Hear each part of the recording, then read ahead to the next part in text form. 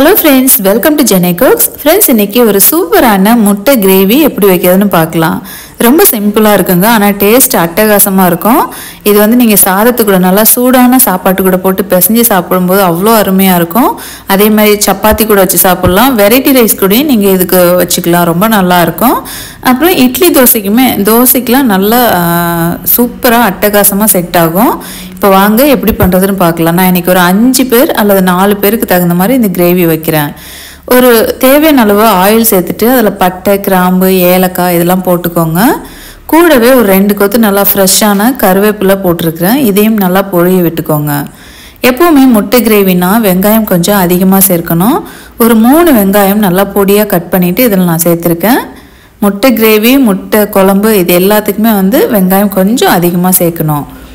வெங்காயம் பார்த்திங்கன்னா இந்த அளவுக்கு நல்லா கொஞ்சம் ப்ரௌன் ஆகிற வரைக்கும் நல்லா வதக்கிக்கோங்க. இப்போ அனல் குறைச்சிக்கோங்க. அனல் குறைச்சிட்டு 1 டீஸ்பூன் மிளகாத்தூள், 1/2 டீஸ்பூன் சீரகத்தூள், 1/2 டீஸ்பூன் சோம்புத்தூள், ஒரு 2 டீஸ்பூன் அளவுக்கு கொத்தமல்லி தூள் சேர்த்துருக்கேன், 1/4 டீஸ்பூன் மஞ்சத்தூள். இதில் உங்களுக்கு டவுட் எதுவும்னா டிஸ்கிரிப்ஷனில் வந்து நான் இதோட பொருள்லாம் நான் கொடுத்துருக்கேன், பார்த்துக்கோங்க. இப்போ வந்து லோ ஃப்ளேம் வச்சுட்டு இந்த மசாலாலாம் சேர்த்துட்டு லைட்டாக வதக்கிக்கோங்க. சும்மா ஒரு 10 செகண்ட் வதக்குனிங்கன்னா போதும். இப்போ ஒரு 3 பழுத்து தக்காளி நல்லா அரைச்சி வச்சுருக்கேன், இது கூட சேர்த்துக்கோங்க. இது சேர்த்துட்டு நல்லா வதக்கி எடுத்துக்கலாம். நல்லா ஆயில் பிரிஞ்சு வர வரைக்கும் தக்காளி நல்லா வதக்கணும். தக்காளி ஒரு பாதி வதக்கும் போதே நம்ம இஞ்சி பூண்டு பேஸ்ட் வந்து இது கூடயே சேர்த்துக்கலாம். போதுங்க, இந்த அளவுக்கு வதக்கினோடனே நம்ம இஞ்சி பூண்டு பேஸ்ட் வந்து இப்போ ஆட் பண்ணிக்கலாம்.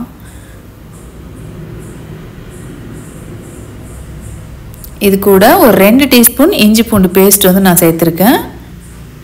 2 பச்சை மிளகா இந்த மாதிரி மெல்லிசாக கீரல் போட்டு நான் சேர்த்துருக்கேன் நீல வாக்கில். கொஞ்சமாக கொத்தமல்லி இலையும் சேர்க்கணும். கண்டிப்பாக என்னோடய சமையலில் நான் கொத்தமல்லி போட்டு வதக்கி செய்வேன், அது ரொம்ப நல்லாயிருக்கும், நீங்கள் ட்ரை பண்ணி பாருங்கள். இதெல்லாம் சேர்த்துட்டு நல்லா ஆயில் பிரிஞ்சு வரணும், அந்தளவுக்கு நல்லா வதக்கி எடுத்துக்கலாம். ஒரு 2-3 நிமிஷத்துலேயே மீடியம் ஃப்ளேமில் வச்சு வதக்கும்போது நமக்கு ஆயில் பிரிஞ்சு வந்துடும். 2-3 அல்லது 5 நிமிஷம் கூட நீங்கள் வதக்கிக்கோங்க. அவ்வளோதாங்க, இப்போ நல்லா வதக்கி எடுத்தாச்சு. இப்போ தண்ணி வந்து ஒரு 250 ml நான் சேர்த்துருக்குறேன். 250 ml சேர்த்திங்கன்னா கரெக்டான அளவில் இருக்கும்.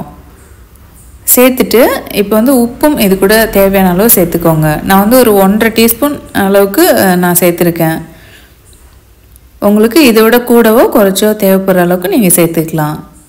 சேர்த்துட்டு இது ஒரு கொதி வரட்டும். கொதி வந்ததுக்கப்புறமா 5 நிமிஷம் நல்லா மீடியம் ஃப்ளேம்லேயும் வச்சுட்டு கொதிக்க விடுங்க. ஹை ஃப்ளேம் வச்சிங்கன்னா அந்த குழம்புலாம் வத்திரும். கொதி வந்துருச்சு. ஒரு 5 நிமிஷம் அப்படியே நம்ம கொதிக்க விடலாம். அந்த மசாலாலாம் நல்லா வேகட்டும். ஏற்கனவே வதக்கிட்டோம், இருந்தாலும் இன்னும் கொஞ்சம் கொதிக்க விடும்போது அதோட சுவை நல்லா அட்டகாசமாக இருக்கும்.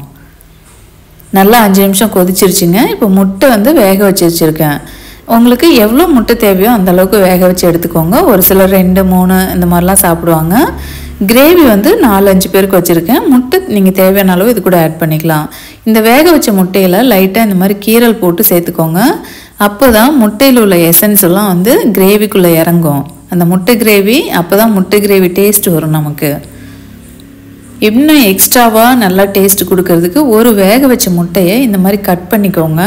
அப்படியே உடச்சி ஊற்றினோம்னா கொஞ்சம் தண்ணி வந்த மாதிரி இருக்கும் அந்த கிரேவியில். அதனால் ஒரு வேக வச்ச முட்டையை இந்த மாதிரி 2ஆக கட் பண்ணிவிட்டு உள்ளே போட்டுருங்க. இந்த மாதிரி முட்டையை கட் பண்ணி சேர்க்கும்போது டேஸ்ட் அட்டகாசமாக இருக்கும் முட்டை கிரேவி. அவ்வளோதாங்க. இது வந்து ஒரு 2-3 நிமிஷத்துக்கு அப்படியே மீடியம் லோ ஃப்ளேம்லேயே கொதிக்க வச்சு ஸ்டவ் ஆஃப் பண்ணிக்கோங்க. ஸ்டவ் ஆஃப் பண்ணிவிட்டு மேலே கொஞ்சமாக கொத்தமல்லி இலை தூக்கிக்கோங்க. சூப்பரான முட்டை கிரேவி சிம்பிளாக நம்ம தயார் பண்ணி முடிச்சிட்டோம். கண்டிப்பாக இதை ட்ரை பண்ணி பாருங்கள். இந்த வீடியோ பிடிச்சிருந்தால் லைக் பண்ணுங்கள், ஷேர் பண்ணுங்கள். தேங்க்யூ, பாய்.